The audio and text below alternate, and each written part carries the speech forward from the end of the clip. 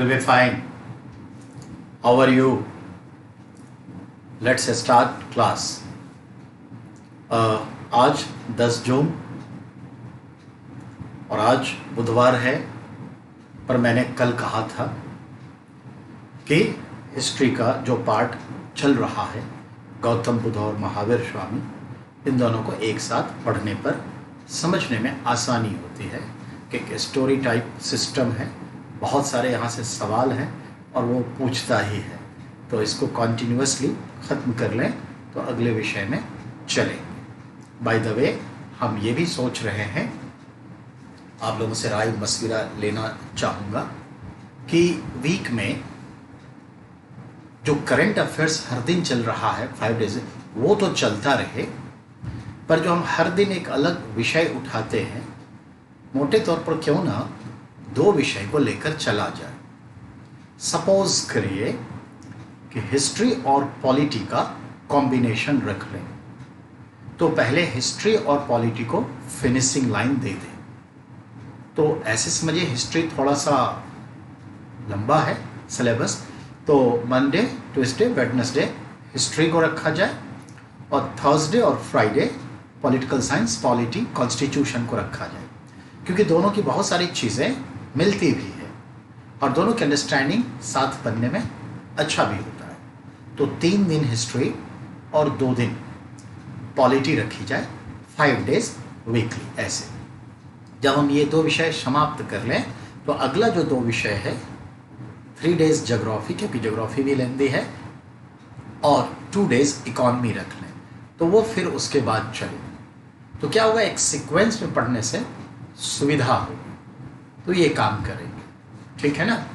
दूसरा, current affairs तो रोज 45 minutes की क्लास है, चलती रहेगी, तो इस पे मैं सोच रहा हूँ आपकी सलाह की हमें ज़रूरत है, मुझे प्लीज़ सलाह दीजिएगा। और 45 मिनट का जो सोच रहा हूँ ये 3, उससे अच्छा कि पूरे एक 1.5 घंटे का एक स्ट्रीम बना दूँ, एक क्लास 1.5 घंटे का विदाउट ब्रेक।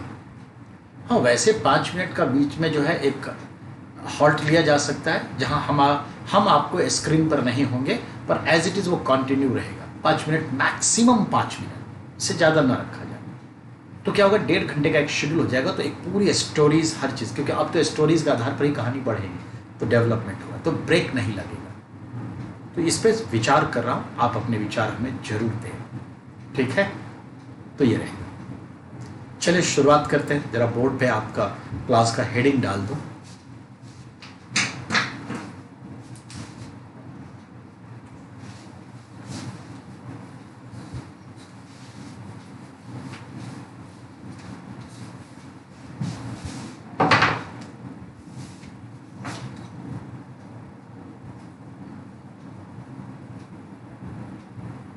जून जीएस फाउंडेशन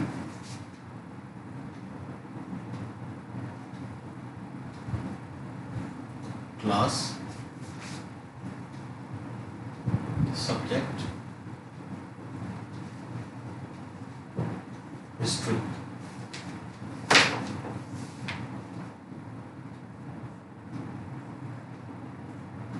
टॉपिक बौद्ध धर्म। ये आपका चल रहा है, ठीक है।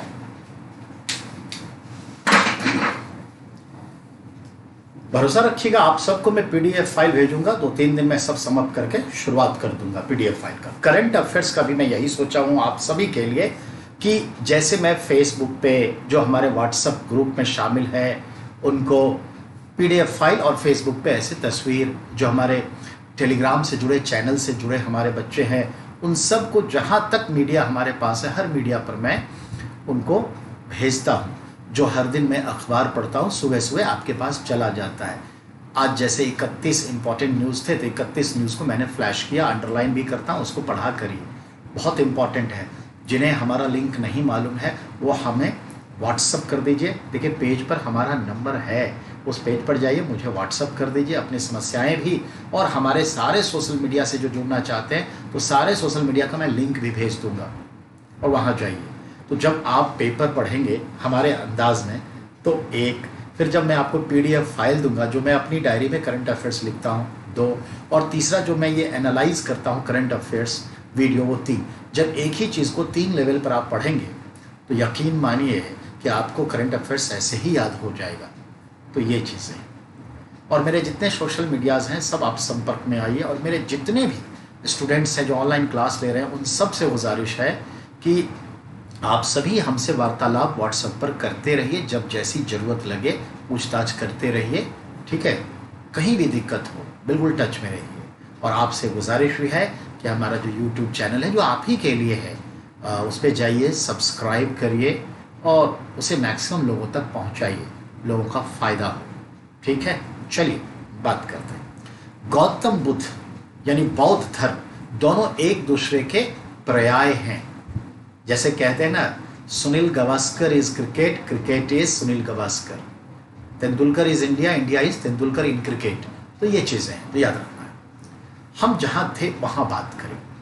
हमने बौद्ध धर्म के लिटरेचर को त्रिपिटक कहा, उसको 3 खंड में बांट के दिखाया और उसके बारे में बताया उसकी भाषा क्या थी। हमने बौद्ध धर्म के संदर्भ में गौतम बुद्ध के जो प्रीचिंग लैंग्वेज था यानी कि उपदेश की भाषा, वो भी हमने आपको समझाया, ठीक है।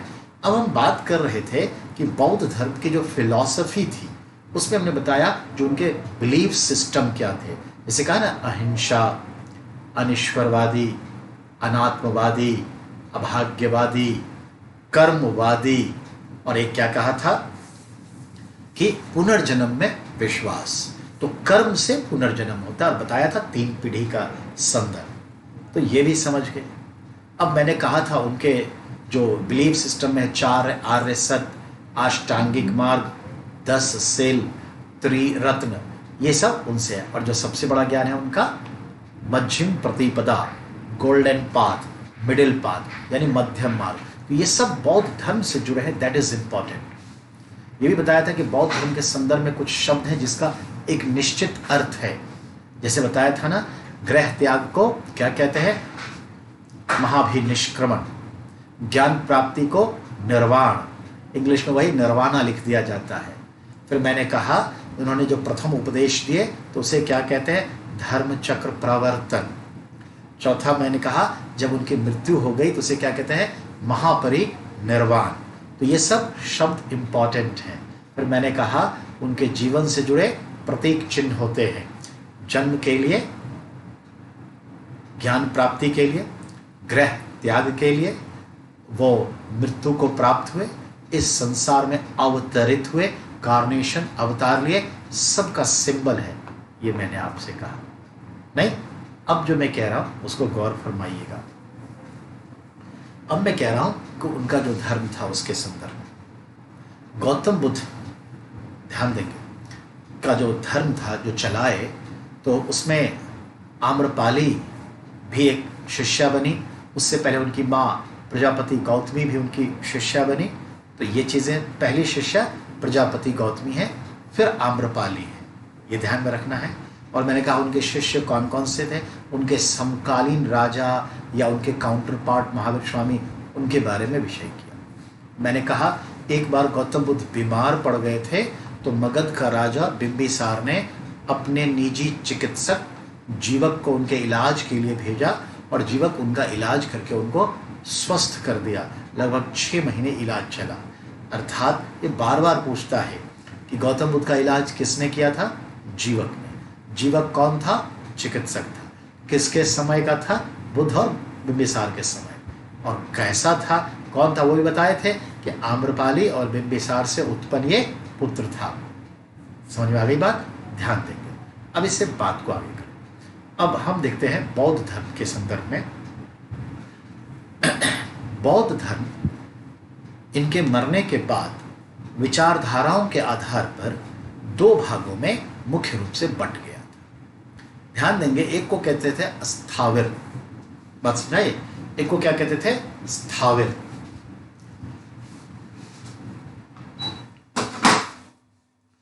स्थाविर ही आगे चल करके एक खास नाम से जाना गया, हीनयान।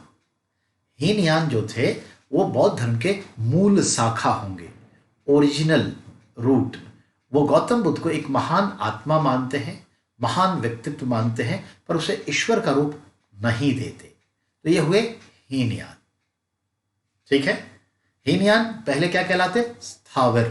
चलिए, दूसरी जो एक शाखा धीरे धीरे डेवलप हुई वो गौतम बुद्ध को एक बड़ा अवतार के रूप में देखने लगे, तो अवतारवादी, देवता तुल्य मानने लगे। तो वो उसे क्या मानते? अवतार, कार्नेटेड। तो वो भगवान बुद्ध की पूजा करने लगे। 1st सेंचुरी एडी के आसपास उसकी आदमकद प्रतिमा बना करके मूर्ति पूजा करने लगे। धूप दीप तांबुल जो हिंदुओं जैसा होता है इसमें आ गए। तो ये ध्यान में रखना है। अब अगले पॉइंट पर आइए। अब हम आगे देखते हैं संदर्भ में। तो 2 धाराएं बट गई। तो 1st सेंचुरी के आसपास जो है देखते हैं हीनयान और महायान अलग हो गए। तो हीनयान पहले स्थाविर के रूप में जाना गया और महायान जो है पहले महाशंघिक के रूप में जाना गया और महाशंघिक जो है बाद में महायान बन गया। अब आइए विचारधारा के आधार पर बेसिकली तो हीनयान महायान। समय बदला, इन हीनयान से एक और जो है डेवलपमेंट हुआ। हीनयान महायान कुछ भी के लिए और डेवलपमेंट हुआ। एक आया वज्रयान। गौर फरमाएंगे, वज्रयान में जो बौद्ध धर्म से जुड़े भिक्षु लोग थे वो अपने आप को गौतम बुद्ध के तहत देखते हुए कि हम भी उस प्रकाष्ठा पर, उस भक्ति अध्यात्म पर, उस शक्ति पर पहुंच जाए, पराशक्ति, दैवीय शक्ति पर। इस ख्याल से देखिए उसमें क्या आ गया कि 5वीं 6वीं शताब्दी में उसमें कुछ जो विकृतियां आ गई। क्या आ गई? तो ये लोग स्त्री पुरुष तो अब संघ में रहते थे, विहार चैत्य में तो रहते थे स्त्री और पुरुष, तो आपस में रिश्ते बनने लगे, रिलेशंस बनने लगे स्त्री पुरुष के बीच। जैसे अगर एग्जाम्पल उठा करके हम देखें तो रामपाल का आश्रम, बाबा राम रहीम का आश्रम, ये जनाब एक है, कौन, क्या नाम है उनका, आशाराम बापू जी का आश्रम, और ऐसे कई, बहुत लोग बोलेंगे जी क्यों लगाए, गलत लगा दिया, चलिए, आशाराम का आश्रम, रजनीश का देखिए। तो इन सब में जो वो लोग लीन हो गए। एक्चुअली बायोलॉजिकल नीड्स अलग चीज़ें हैं, स्पिरिचुअलिटी अलग चीज़ें हैं, लेकिन जब हम सार्वजनिक जीवन में किसी के फेस को एक बहुत बड़ा फेस मान लेते हैं तो कुछ ऐसी चीज़ें अगर वो पर्सनल लाइफ का कर रहा है और जब तक लोगों को पता नहीं तब तक तो उसका फेस सही है। जैसे ही पर्सनल लाइफ पब्लिक लाइफ पर भारी पड़ जाता है और वो कहीं ना कहीं इमोरल है और हमारे बनाए गए रूप चित्रों से अलग है तो तकलीफ पहुंचना स्वाभाविक है हमारे जैसे देश में। पर अमेरिका में इससे कोई ज़्यादा फर्क नहीं पड़ता, चाहे वो बिल क्लिंटन हो या डोनाल्ड ट्रंप हो। हमारे यहाँ इसका फर्क पड़ता है और पड़ना चाहिए। मोरालिटी मस्ट बी ओबे, अपनी नैतिकता बनाए रखनी चाहिए। चलिए, सवाल ये, अभी देखिए ना, आज ही अभी न्यूज़ आपको भेजा है फेसबुक पे, व्हाट्सएप पे, उसमें एक न्यूज़ है, एक ऑस्ट्रेलिया की रेशर थी, 26 साल के शायद आसपास। रेशर जो थी तो रेस लगाती थी, पैसे कमाती थी।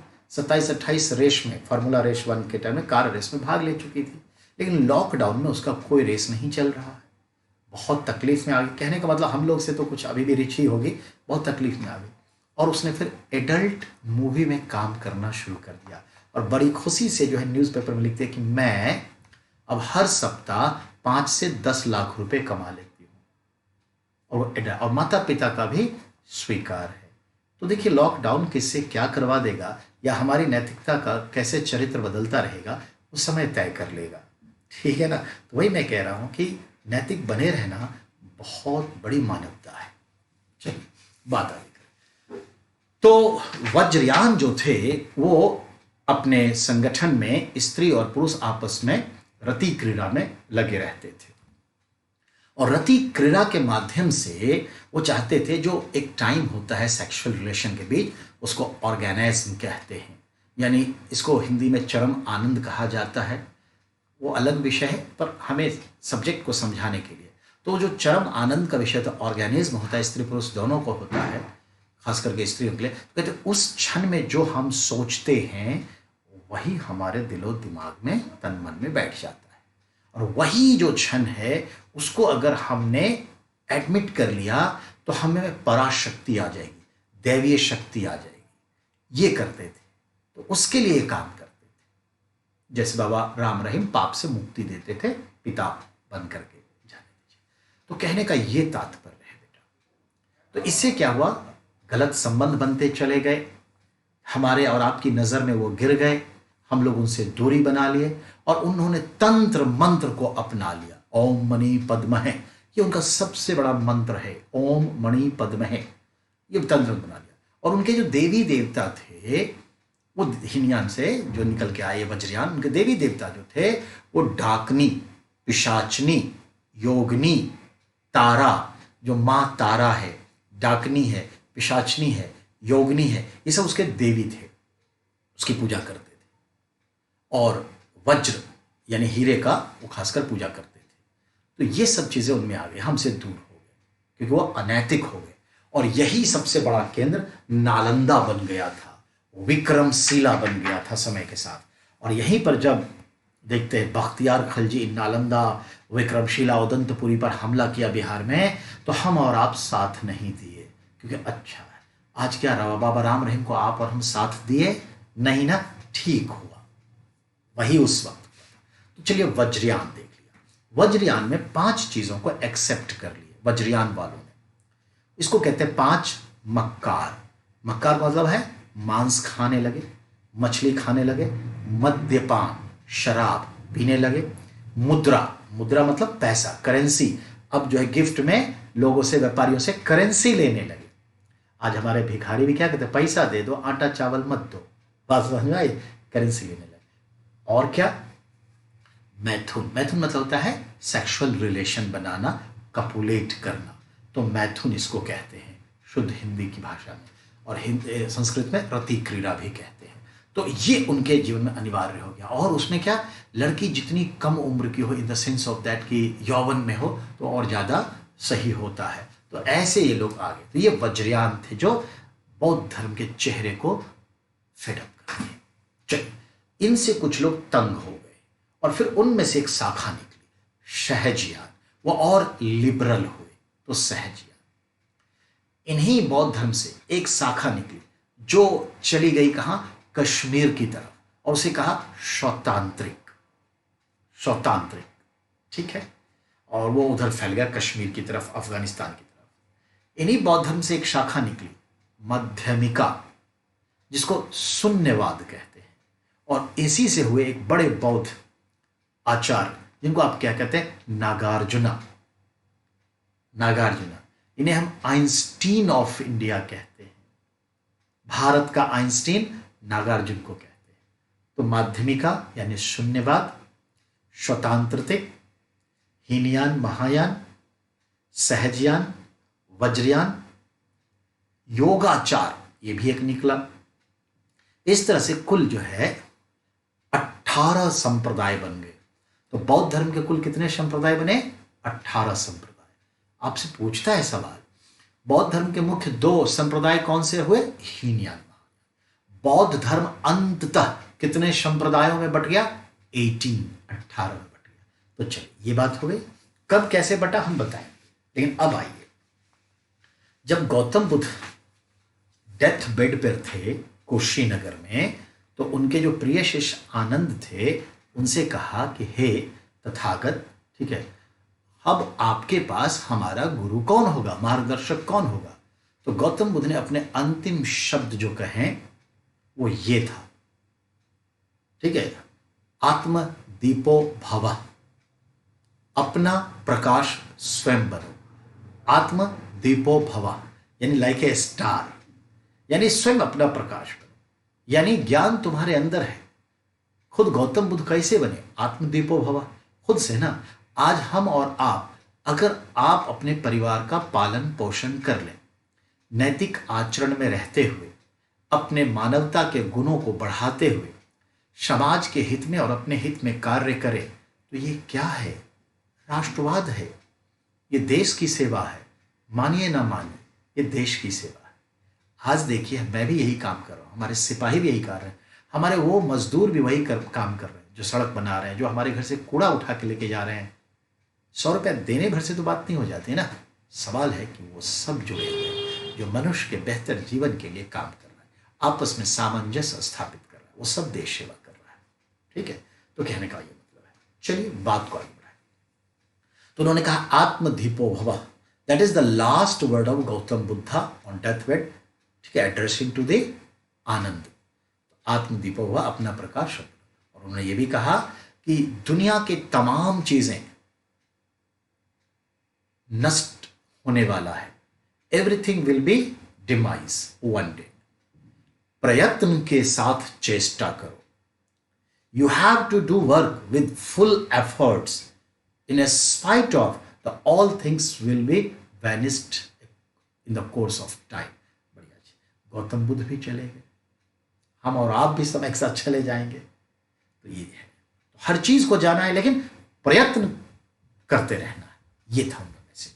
अब आ जाइए, तो गौतम बुद्ध के मरने के बाद बौद्ध धर्म आगे कैसे बढ़े, उन सब को ध्यान में रखते हुए जो है अब क्या किया गया, संगतियां की गई। तो ध्यान में रखिएगा, जब गौतम बुद्ध मरे तो अजात शत्रु मगध के शासक थे, और गौतम बुद्ध के मरने पर उनके जो लाश को दफनाया गया, आई मीन जलाया गया, उसके जो फूल होते हैं, हड्डियां होती हैं, भस्म होते हैं, कुछ लोग उनके बाल काट के रखे थे, नाखून रखे थे, जो भी, या वो जो कटोरा इस्तेमाल करते, जो तौलिया या चादर रखते थे, या हाथ में कुछ ऐसी चीज़ें रखते थे, वो सब संग्रह कर लिया गया।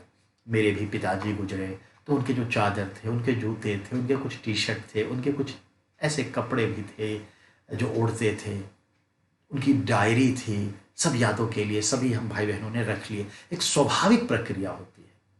अब इंसान जितना बड़ा होगा उतने तक ये श्रद्धा चलेगी। इंसान का बड़प्पन और हमारी सोच पे डिपेंड करता है। बिल्कुल वैसे ही देखते नहीं है, हम लोग गर्लफ्रेंड बॉयफ्रेंड का तस्वीर लेके चलते हैं, कभी माता पिता का, कभी गुरु जिसको गुरु मानते हैं गुरु जी का तस्वीर लेके चलते हैं। ये एक नियत कर्म है इस धरती पर। तो गौतम बुद्ध की चीज़ों को भी लोगों ने संयोजा। उनके जो दफनाए गए थे उसके जो राख थे वो 8 भागों में लिच्छवी गणराज्य के 8 राज्यों ने लिए, और वहीं से फिर अलग निकल निकल के इतने सारे स्तूपों में लगते गए। तो अब ध्यान दीजिएगा, गौतम बुद्ध जब मरे तो उनके स्मारक चिन्हों के तौर पर एक स्मारक बनाया गया, जो एक मिट्टी के ढेर जैसा, उल्टे कटोरे जैसा शेप में होता है, जिसे स्तूप कहते हैं। और आज भी पूजा के लिए स्तूप के तौर पर जो है देखते हैं लोग उसकी प्रदक्षिणा करते हैं। तो स्तूप के ऊपर में एक पेटी होती है, बॉक्स धातु की, जिसमें वही चीजें, या तो दांत होगा या बाल होगा या नाखून होगा या उनके राख होंगे या हड्डियां होंगी या उनसे जुड़े कोई चीज होगा। ठीक है, तो ये ध्यान रखिएगा। तो बहुत सारे स्तूप समय के साथ बनते रहे। एक पॉइंट ये, बौद्ध धर्म के जो भिक्षु लोग जहां रहते थे, आवास, उसे बौद्ध विहार कहते हैं। बिहार नहीं, विहार, यानी आप कहेंगे द रेसिडेंशियल प्लेस ऑफ बौद्ध भिक्षु live, that place is called vihara. और जहां पर वो पूजा करते थे उसी विहार में पूजा स्थल हो सकता है, या पूजा स्थल कहीं भी हो सकता है, तो उसको कहते थे चैत्य। तो चैत्य क्या है, पूजा स्थल है। सेम फॉर बौद्ध, सेम फॉर जैन धर्म। तो जैन और बौद्ध में पूजा स्थल को चैत्य कहते हैं, जहां भिक्षु रहते हैं बौद्ध और जैन में उसे क्या कहते हैं, विहार कहते हैं। तो ये पॉइंट हो गया। गौतम बुद्ध के एक शिष्य थे, श्रावस्ती के एक व्यापारी थे, नाम था उनका जेत राजकुमार। तो जेत राजकुमार गौतम बुद्ध के लिए एक बड़ा सा फार्म हाउस श्रावस्ती में बनवा के दिया था, तो वहां वो रहते थे। याद रहेगा ना, याद रखिएगा। तो जेत राजकुमार ने इनको फार्म हाउस कहां बना के दिया, यानी आश्रम, तो श्रावस्ती में। याद रखिएगा, जेतवन भी वहां पे था, तो वही है वो। तो कहने का मतलब, आज भी तो रामपाल को, बाबा राम रहीम को लाखों लोग दान पुण्य करते हैं। रजनीश को तो कितने आश्रम लोगों ने बनवा के दिए। राधा कृष्ण स्वामी के कितने आश्रम हैं, लोगों के चंदे से। या कोई बड़ा आदमी है तो 5 एकड़ 10 एकड़ दान दे दिया। ये सब होता रहा है सदियों से, ये ध्यान में रखिएगा। चलिए अब बात करें हम गौतम बुद्ध का संदर्भ जो है, कौन आ सकता था भिक्षु संघ में। तो भिक्षु संघ में आने के लिए क्या था, वो नहीं चाहते कि कोई स्त्री आए, वो आनंद को कहते थे कि अगर स्त्रियों का प्रवेश हुआ तो ये धर्म जहां हजारों साल चलेगा 500 साल में सिमट जाएगा, यानी उसकी सोच खत्म हो जाएगी। चलता तो रहेगा नाम के लिए, कम्युनिस्ट तो आज भी चल रहा है, लेकिन एक्चुअली कम्युनिस्ट कंट्री है कौन बचा, तो ये चीज़ है। तो कहा, फिर भी आनंद के बहुत जिद करने पर उनकी माँ आई। चलिए वो तो है। तो एक तो ये बात हो गई। दूसरी बात, 20 वर्ष से कम उम्र के कोई भी व्यक्ति संघ में प्रवेश नहीं कर सकता, उसे अल्प वयस्क माना जाता है, ये याद है, माइनर।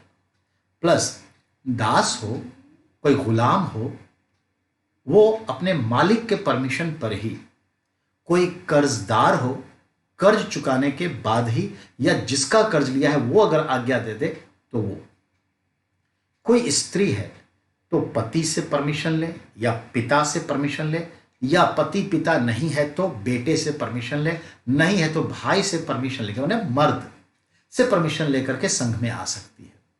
तो कुछ रूल्स रेगुलेशन थे, ठीक है, ये ध्यान में रखिएगा। हर धर्म के लिए खुला था, हर जाति के लिए खुला था, कोई इशू नहीं था। इन सब के बावजूद भी देखते हैं खब्राह्मण और क्षत्रिय सबसे ज्यादा आए, क्योंकि दलितों को कोई जाने थोड़े देगा, कर्ज चुकाओ, बाल मजदूर हो वगैरह हो, ये सब चीजें समस्या थी।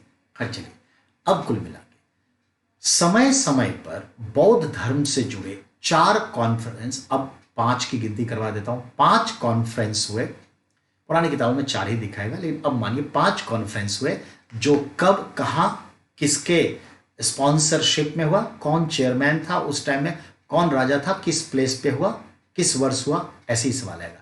गौर से अब सुनिए, ठीक है। फर्स्ट बौद्ध कॉन्फ्रेंस यानी प्रथम बौद्ध संगति का आयोजन गौतम बुद्ध के मरणोपरांत उसी वर्ष 483 बीसी में हुआ। स्थान था सप्तपर्णी गुफा, ध्यान देंगे, सप्तपर्णी गुफा,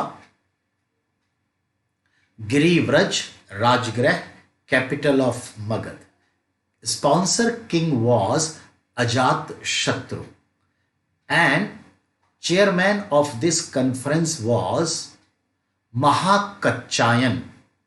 That's called महाकच्छायन, जो थे उसी को कहते हैं महाकश्यप। तो महाकश्यप या महाकच्छायन एक ही है, और ये किसका नाम था, उपाली का। तो आनंद और उपाली दो जो इनके शिष्य थे, सर्वप्रिय आनंद ही थे। तो उपाली ने नेतृत्व किया, चेयरमैनशिप लिया। क्या हुआ इसमें, 2 पुस्तकें लिखी गई, एक सूत पिटक जिसे आनंद ने लिखा, एक विनय पिटक जिसे उपाली ने लिखा। सूत पिटक गौतम बुद्ध के जीवन से और पूर्व जन्मों से रिलेटेड है, जातक कथा उसी का एक पार्ट है, जिसमें गौतम बुद्ध की 550 से ज्यादा पूर्व जन्मों की, प्रीवियस लाइफ की कहानियां हैं, और उस कहानियों को बेस्ड करके अजंता की गुफाओं में पेंटिंग्स है, वॉल पेंटिंग्स, हॉट क्वेश्चन है। और विनय पिटक में भिक्षु और संघ से जुड़े नियम कानून थे। Point clear. अब आइए, सेकेंड बौद्ध संगति after the death of Gautam Buddha after 100 years later, 483 के बाद 383 बीसी में दूसरी बौद्ध संगति हुई। तो आफ्टर 100 years later दूसरी बौद्ध संगति कहां हुई, वैशाली में हुआ, जो कैपिटल था मगध का एज ए सेकेंड कैपिटल, और शिशुनाग वंश का राजा सेकेंड किंग कालाशोक इसका स्पॉन्सर किंग था, उसके समय में हुआ। और इसकी अध्यक्षता शाबक मीर नाम के बौद्ध विद्वान ने की, साबक मीर। Point clear. यहां पर क्या हुआ, ठीक है, तो ध्यान में रखना है, यहां पर क्या हुआ वो ज्यादा कोई असर करने की बात नहीं है। तो ये चीजें, पॉइंट क्लियर हो गया। अब आइए, तो जब देखते हैं कि यहां पर क्या हुआ, तो एक संदर्भ होगा। वो संदर्भ क्या, जो कॉन्फ्लिक्ट बढ़ रहा था ना कि क्या हो, तो अस्थाविर और महासंघिक दो विचारधारा के 2 ग्रुप आ गए विद इन बौद्ध धर्म। तो एक अस्थाविर जो बाद में हीनयान कहलाएंगे, और एक महासंघिक जो बाद में महायान कहलाएंगे। तो बौद्ध धर्म 2 भागों में, 2 संप्रदायों में बट गया, स्थाविर और Mahasanghik. That is very important. Third बौद्ध संगति ये 251 BC में आयोजन हुआ। जगह Pataliputra, capital of Magadh. And who was the king? तो अब मौर्य डायनेस्टी थी और मौर्य डायनेस्टी का थर्ड किंग अशोक था। तो अशोका द ग्रेट ऑर्गेनाइज्ड यानी become a sponsor. Then who was the chairman? That is the question. याद रखिएगा, चेयरमैन जो था मोगलीपुत्र तिष्य, ये बौद्ध विद्वान थे मोगलीपुत्र तिष्य। इसी को तिष्य रक्षित भी कह देते हैं, ये ध्यान में रखिएगा। और अब क्या हुआ? तो एक नई किताब लिखी गई जो बौद्ध धर्म की टोटल फिलॉसफी के ऊपर था, बौद्ध दर्शन के ऊपर, जिसका नाम है तीसरा अभिधम्म पिटक। तो अभिधम्म पिटक तैयार हुआ। तो फर्स्ट में क्या हुआ, सेकंड में क्या हुआ, थर्ड में क्या हुआ? तीनों अब तक मगध और मगध की राजधानी में और मगध किंग और डायनेस्टी लेकिन तीन थी। पहला हर्यक डायनेस्टी अजातशत्रु, दूसरा शिशुनाग डायनेस्टी कालाशोक, तीसरा मौर्य साम्राज्य मौर्य डायनेस्टी और अशोक। ये चौथे पर आई। चौथी बौद्ध संगति का आयोजन 72 एडी 72 एडी में हुआ, कुंडल वन कश्मीर में हुआ। एक बौद्ध भिक्षु थे पारशु। पारशु नाम के भिक्षु ने राजा कनिष्क को कहा यू हैव टू ऑर्गेनाइज्ड। तो उन्होंने स्पॉन्सरशिप लिया, ऑर्गेनाइज किया, अपने राज्य का संरक्षण दिया और बहुत सारे विद्वान आए। किसने अध्यक्षता की? तो वसुमित्र जो थे वो अध्यक्षता की। वसुमित्र जो थे बहुत बड़े बौद्ध आचार्य थे, स्कॉलर्स, और वो गंधार के रहने वाले थे, यानी तक्षशिला के रहने वाले थे। और कहां हो रहा है? कश्मीर में आयोजन हो रहा है। तो वसुमित्र ने अध्यक्षता की। इसमें क्या हुआ? इसमें क्लियर कट जो अस्थावर थे और जो महासंघिक थे अब फुल्ली डिवाइड होकर दो सेपरेट आइडेंटिटी हो गए। हीनयान कहलाए और महासंघिक महायान कहलाए। देखा आपने, चारों में कुछ बात हुई। चारों के चेयरमैन हैं, चारों के स्पॉन्सर किंग हैं, चारों का पर्टिकुलर प्लेस है, चारों का एक ईस्वी सन है। That is very important. And the fifth, 10 साल पहले इतिहासकारों ने एक पांचवां भी जोड़ दिया। एक्चुअली वो हम पढ़ाते थे अलग से हम लोग, लेकिन मान लिया गया कि इट इज सिक्वेंसली फिफ्थ। तो अब फिफ्थ सुनिए। फिफ्थ को देखते हैं तो ये माना जाता है कि 633 के आसपास हुआ होगा। मैं एग्जैक्ट नहीं कह रहा हूं, इतिहासकार ऐसा कह रहे हैं कि 6, ठीक है, 633 और 640 एडी के बीच, यानी 633 से 640 के बीच कभी हुआ। कहां हुआ? कन्नौज में हुआ। स्पॉन्सर किंग कौन था? हर्षवर्धन, जिसे सेकंड अशोका कहा जाता है। ठीक है, तो हर्षवर्धन ने ऑर्गेनाइज किया। अब सवाल है कि इसकी अध्यक्षता किसने की होगी? ये चीज है, तो इसकी अध्यक्षता का जिक्र नहीं आता, पर इतना कहते हैं कि कन्नौज में हर्षवर्धन ने 5वीं बौद्ध संगति का आयोजन किया। पुष्यभूति वंश थे या वर्धन वंश कह लीजिए, ये चीजें। पॉइंट क्लियर हुआ? तो ध्यान में रखना है। तो 5 बौद्ध संगति का अब तक आयोजन हुआ है। वैसे बौद्ध संगति वाराणसी में भी आज से करीब 7-8 साल पहले हुआ था, पर उसको कोई छठा संगति के रूप में जो है कोई नोमेनक्लेचर नहीं किया गया है। तो ये याद रखिएगा। अब आइए कुछ छोटी छोटी बातों पर, बौद्ध धर्म को इस 10 मिनट में फिनिश करना है, छोटी छोटी बातों पर। पूछेगा बुद्ध का वर्षाकालीन निवास, तो बिंबिसार ने एक फॉरेस्ट यानी क्या कहते हैं वो फार्म हाउस बना के दिया था, वेलुवन। ध्यान देंगे। मगध, अब देखिए कॉमन सारी बातें हो गई, अब जो छिटपुट सवाल है उसको संग्रह करते हैं बौद्ध धर्म से। बिंबिसार ने जो गौतम बुद्ध को फार्म हाउस बना के दिया था, आश्रम, उसका क्या नाम था? वेलुवन, जो मगध में ही था। और जेत राजकुमार ने जेतवन बना के दिया, जो श्रावस्ती में था। ठीक है, तो श्रावस्ती में था। और वर्षाकालीन आवास वो कहां बिताते थे? तो वेलुवन में बिताते थे। गौतम बुद्ध ने अपने जीवन में अंतिम भोजन, अंतिम भिक्षा कहां ग्रहण किया? तो याद रखिएगा, सुअर पालने वाले एक व्यक्ति सूकर माधव के यहां अंतिम भोजन किया, जिसे चुंद या कुंद नाम से भी जाना जाता है। उसी के बाद फूड पॉइजनिंग हुई और डेथ कर गए। तो ये है। अब आइए अगला पॉइंट बनता है, वज्रयान जो शाखा थी उसका जो मुख्य पुस्तक है उसका क्या नाम है? मंजूश्री मूलकल्प। ये वज्रयानियों की सबसे बड़ी पुस्तक है, जो तंत्र मंत्र में विश्वास करते थे, 5 मक्कार जो मौ से शुरू होता है विश्वास करते थे। अब आगे हम कि बौद्ध धर्म के संदर्भ में यहां तक आगे। अब ध्यान देंगे गुप्त काल में आकर के हिंदू धर्म, सनातन धर्म ने बौद्ध धर्म के संदर्भ में गौतम बुद्ध को विष्णु का 9वां अवतार मान लिया। तो Gautam Buddha become the 9th incarnation of lord Vishnu in Gupta period by Sanatan Dharmi. तो ये चीजें हैं। और 9वां अवतार हो गया, 10वां अवतार कल की होना है। अब महायानियों के अनुसार गौतम बुद्ध का अगला अवतार जो होगा किस नाम से? मैत्रेयी बुद्ध, जिसमें वो सफेद घोड़े पर आएंगे। ये भी ध्यान में रखिएगा। गौतम बुद्ध जो अभी स्वर्ग लोक में है, उस गौतम बुद्ध का क्या नाम है? तो हम क्या कहते हैं? उस बुद्ध का नाम है आपका अभिताशु। तो अभिताशु है। बुद्ध के पूर्वज क्या कहलाते? बुद्ध कोंकण कहलाते। अब आइए,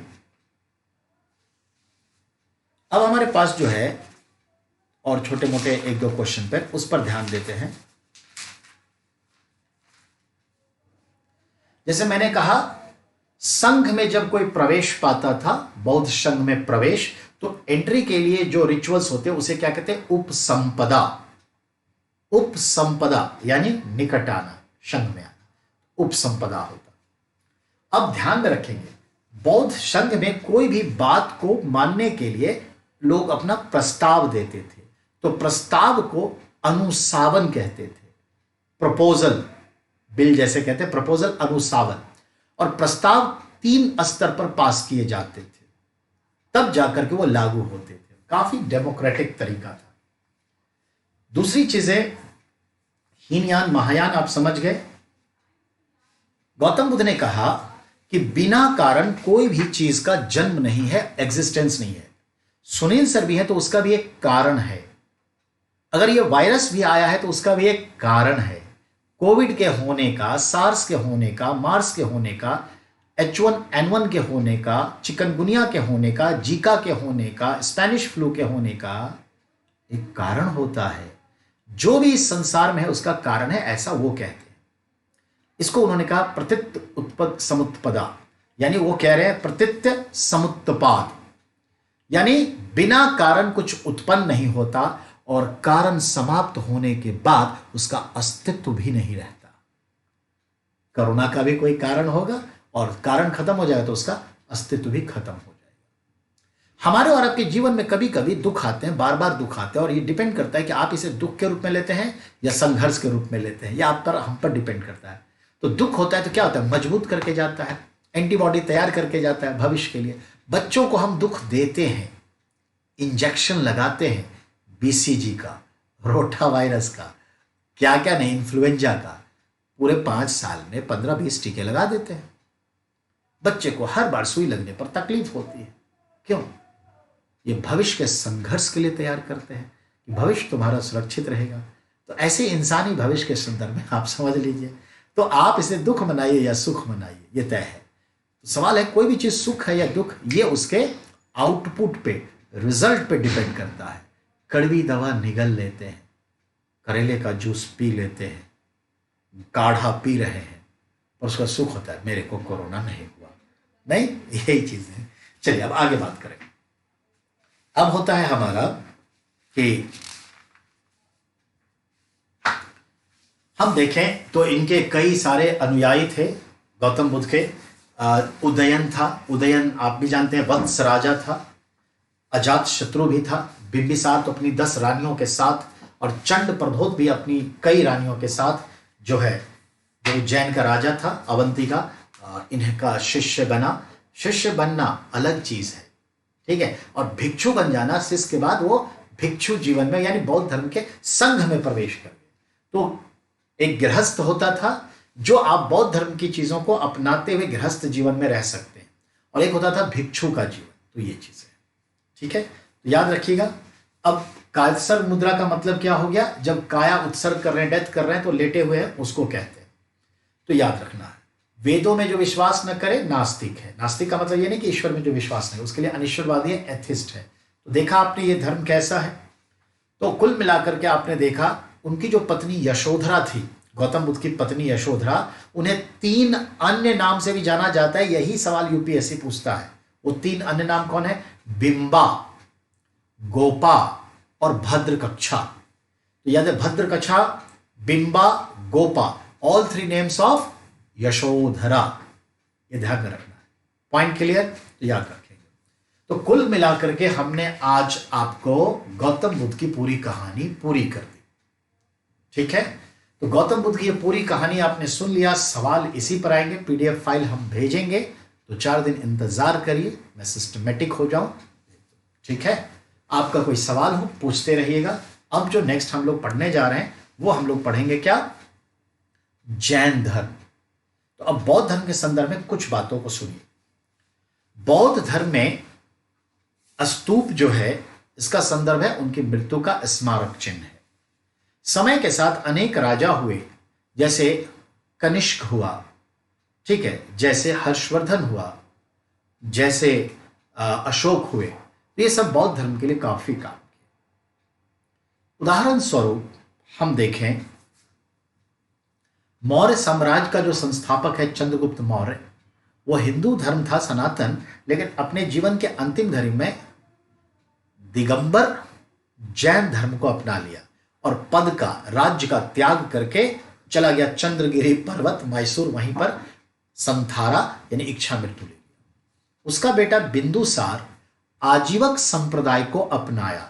जो हिंदू धर्म के तहत एक नागाओं की जाति होती थी, आजीवक संप्रदाय के भिक्षु लोग जो होते थे वो नग्न रहते थे, गुफाओं में रहते थे, आम लोगों के बीच नहीं रहते थे, तो उस आजीवक संप्रदाय को अपनाया।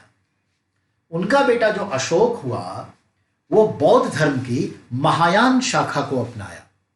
महायान शाखा बौद्ध धर्म है, अशोका द ग्रेट। अशोक का जो बेटा होगा दशरथ, वो दशरथ जो है हिंदू धर्म को अपनाएगा, और उसका जो एक पोता होगा संप्रति, वो जैन का श्वेतांबर धर्म को अपनाएगा और अंत में फिर हिंदू धर्म में आएगा दूसरा बेटा, पोता। तो ये आपने देखा, एक ही वंश, 5 पीढ़ी, 5 अलग धर्म। मायने रखते, ये भारत की धार्मिक सहिष्णुता, रिलीजियस टॉलरेंस सिस्टम है, ध्यान में रखेंगे, याद रखना है। अब अशोक आगे चल करके बौद्ध धर्म में अपने विश्वास को शो करने के लिए उसने सांची का स्तूप का निर्माण किया, जो ईंट से बना हुआ था, जो आज मध्य प्रदेश में सांची का स्तूप है, ईंट से बना हुआ है। और आगे चल के कुषाण राजा हुए, अन्य राजा हुए, उसके चारों तरफ रेलिंग लगवा दिया। रेलिंग जो चारों तरफ लोग घूमते हैं ना, मंदिर वगैरह मूर्ति के, प्रदक्षिणा करते हैं, तो प्रदक्षिणा मतलब होता है कि हम इस कायनात की प्रदक्षिणा कर रहे हैं, जैसे पृथ्वी घूम रही है, जैसे चांद घूम रहा है। ये सिस्टम सब जगह है, लोकल से लेके वोकल तक। तो प्रदक्षिणा पथ था, तो उसके चारों तरफ रेलिंग लगवा दिया। रेलिंग को वेदिका कहते हैं, ठीक है, वेदिका कहते हैं। फिर आगे कोई राजा आया, उसको पत्थर से बनवा दिया, गेट बना दिया, और ऐसे ही बढ़ता रहा। ठीक है, तो आज इतना। अब हम जैन धर्म after 10 minutes later in second